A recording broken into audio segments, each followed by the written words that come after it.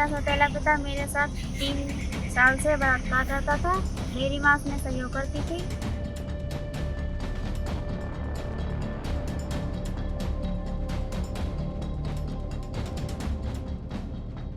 उत्तर प्रदेश के शाहजहांपुर से एक बेहद पेचीदा और सनसनीखेज मामला सामने आया है, जहां पुलिस कस्टडी में एक आरोपी की मौत के बाद हड़कंप मच गया है। दरअसल एक नवविवाहिता ने अपने सौतेले पिता पर पिछले 3 साल से यौन शोषण करने का आरोप लगाते हुए सिंधौली थाने में तहरीर दी थी। पुलिस जब आरोपी को पूछताछ के लिए थाने लाई तो हिरासत के दौरान ही अचानक उसकी तबीयत बिगड़ गई और अस्पताल ले जाते समय रास्ते में उसकी मौत हो गई। इस घटना के बाद जहां पुलिस महकमे में हड़कंप है, वहीं मृतक की पत्नी इन आरोपों को झूठा बताकर पुलिस और शिकायतकर्ताओं पर कार्रवाई की मांग कर रही है।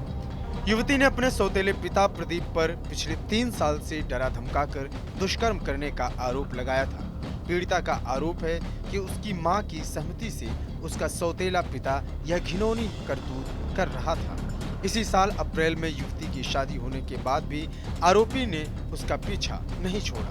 तंग आकर पीड़िता और उसके पति ने थाने में तहरीर दी। मेरा सौतेला पिता मेरे साथ 3 साल से बलात्कार करता था। मेरी माँ उसमें सहयोग करती थी। मेरी माँ कुछ नहीं करती थी, वो मेरे हाथ पकड़ लेती थी और जब मैं मना करती थी तो वो मुझे मारता था। 3 बार अबॉर्शन भी करवाया। वो घर पर ही गोली लगा देता था और शादी के बाद भी मेरे साथ गलत काम किया। मेरी पत्नी सारी घटना बताने के बाद मैं बाहर काम पे जाता था तो वो पीछे आ जाता था, तो मैं काम छोड़ के आता था। मैं कहीं काम पर भी नहीं जा पाता था, तो मैं परेशान हो गया। उसके बाद मैंने इसका मतलब जो है कि कार्रवाई की थाने में।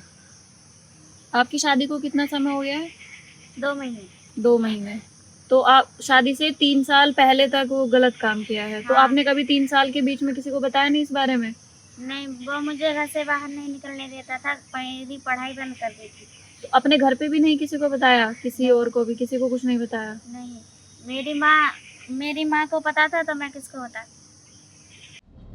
तहरीर मिलने के बाद सिंधौली थाना पुलिस 36 वर्षीय आरोपी प्रदीप को पूछताछ के लिए थाने लेकर आई थी, लेकिन रविवार देर शाम पुलिस हिरासत में ही प्रदीप की अचानक तबीयत बिगड़ने लगी और उसे सांस लेने में गंभीर समस्या होने लगी। पुलिसकर्मी आनन फानन में उसे इलाज के लिए अस्पताल ले जा रहे थे, लेकिन रास्ते में ही उसने दम तोड़ दिया।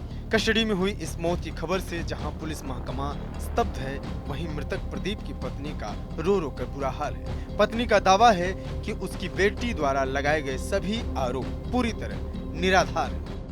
पत्नी और सुबह गए हाजिर होन हुआ और पता नहीं सुबह सही छोड़ गया, शाम के यहाँ तो सही है और रात में मरे कैसे। पुलिस की जानकारी हुई तो मैं तो मरे कैसे मरे।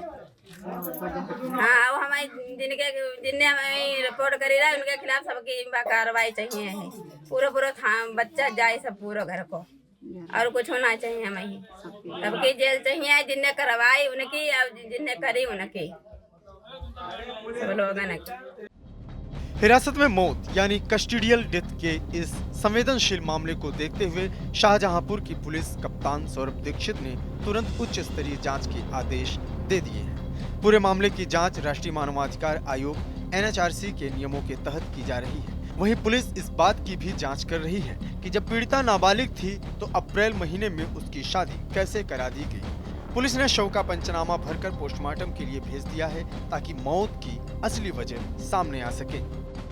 2026 थाना सिंधौली में एक पीड़िता द्वारा लिखित तहरीर दी गई कि उसके सौतेले पिता द्वारा 3 साल से उसके साथ दुष्कर्म किया जा रहा है और शादी के बाद भी अनैतिक संबंध बनाने का दबाव बनाया जा रहा है।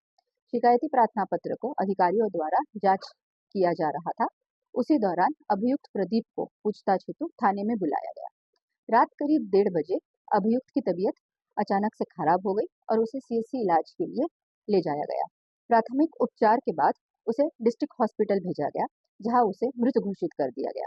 जांचों उपरांत लिखित तहरीर के आधार पर अभियुक्त पंजीकृत कर दिया गया। शव की पंचायतनामा की कार्रवाई कर पोस्टमार्टम के लिए भेजा गया है। मृत में किसी पुलिसकर्मी की लापरवाही की विस्तृत जांच की जाएगी। अग्रिम विधिक कार्रवाई प्रचलित है। फिलहाल पोस्टमार्टम रिपोर्ट का इंतजार किया जा रहा है। SP का कहना है कि अगर जांच में किसी भी पुलिसकर्मी या अधिकारी की लापरवाही सामने आई तो उसके खिलाफ सख्त दंडात्मक कार्रवाई की जाएगी। TV9 के लिए शाहजहांपुर से अरविंद त्रिपाठी की रिपोर्ट।